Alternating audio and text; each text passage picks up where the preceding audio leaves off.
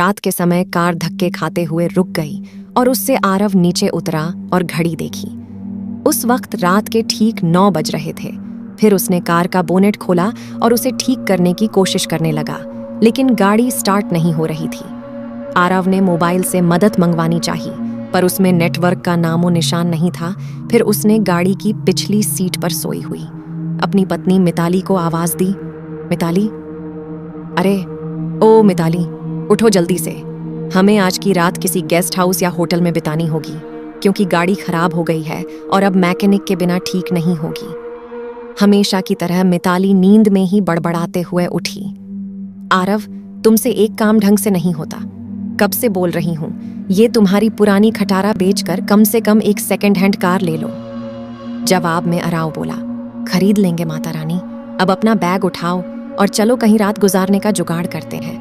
फिर दोनों जंगल की कच्ची सड़क छोड़ के मेन हाईवे पर आ गए। उसी वक्त उन्हें जंगल में दूर कहीं से भेड़ियों के रोने की आवाजें आने लगीं।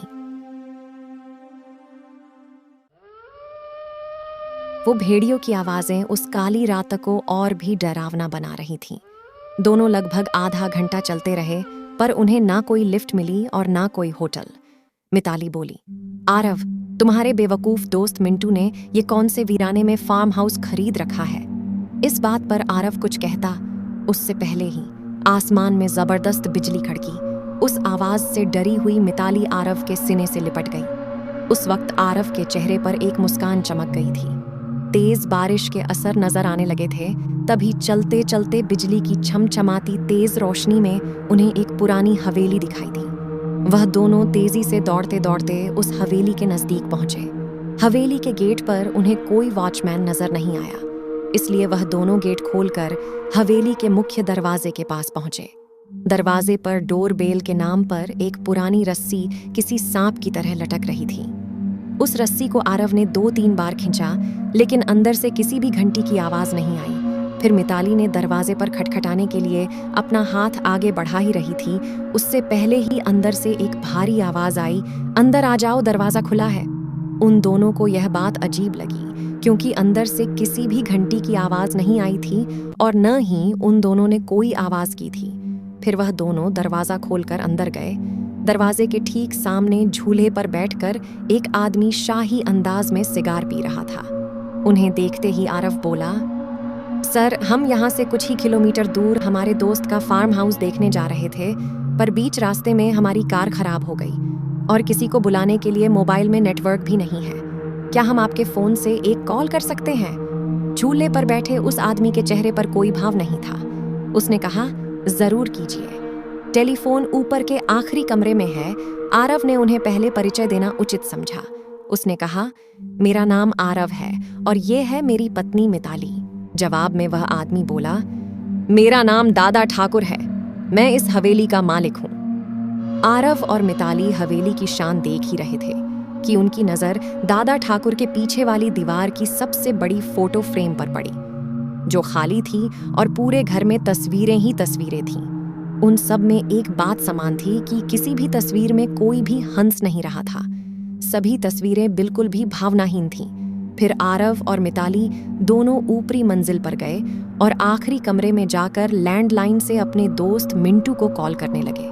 बहुत बार कोशिश करने पर भी फोन नहीं लग रहा था। फिर दोनों नीचे गए और दादा ठाकुर से बोले, आपके लैंडलाइन से फोन नहीं लग रहा है। दादा ठाकुर बोले कि यहाँ की फोन लाइन में हमेशा गड्ढ रहती है, दोबारा से प्रयास करें, या फिर चाहे तो आज की रात आप दोनों यहीं रुक जाइए। मिताली और आरव कमरे में जाकर फिर कॉल लगाने की कोशिश करने लगे, पर सब बेकार। आखिर में दोनों ने रात को वहीं रुकने का निर्णय लिया। बेड पर लेटते ही दोनों की आंख लग गई। रात के ठीक 1:30 बजे आरव की नींद अचानक से खुल गई और वह एक बार फिर से अपने दोस्त को फोने लगाने लगा, लेकिन उस वक्त फोन पूरी तरह डेड था। हाथ से फोन नीचे रखते हुए आरव की नजर दीवार पर गई और सामने का नजारा देखकर उसके चेहरे पर से हवाइयां उड़ गईं, क्योंकि कुछ घंटों पहले देखी हुई खाली फ्रेम में अब उन दोनों की तस्वीर थी और उसके नीचे लिखा था, उनके मौत की तारीख। उसने मिताली को उठाया और उसे तस्वीर दिखाई। वह बोली, यहाँ कुछ तो गड़बड़ है आरव, हमें अभी के अभी यहाँ से बाहर निकलना होगा। फिर दोनों ने वहां से सरपट दौड़ लगाई। सीढ़ियों से वह दोनों तेजी से नीचे उतरने लगे, पर उतरते वक्त सीढ़ियों पर उन्हें 4 पैरों की जगह 6 पैरों की आवाज आ रही थी। अब वह दोनों काफी डर चुके थे। कुछ भी करके उन्हें बस दरवाजा खोल के बाहर भागना था।